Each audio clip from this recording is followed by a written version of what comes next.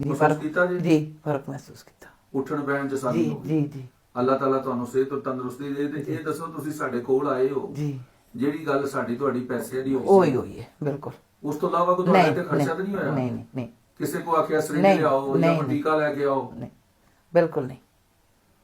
अच्छा जी, अम्मा जी हमारे पास आए थे अल्हम्दुलिल्लाह। तो ये हमारा जो है प्रोसीजर रमजान आफर में हुआ है अल्हम्दुलिल्लाह। ये आप सबके लिए है और अल्लाह ताला हमारी इस कोशिश को कबूल कर ले। अम्मा जी घर जा रहे हैं, अम्मा जी खुश हैं, अल्लाह ताला अम्मा जी को सलामत रखे, सेहत और तंदुरुस्ती वाली जिंदगी दे। ये बुजुर्ग थे, इनकी 60 साल उम्र है, इनके लिए उठ के बैठना भी मुश्किल था।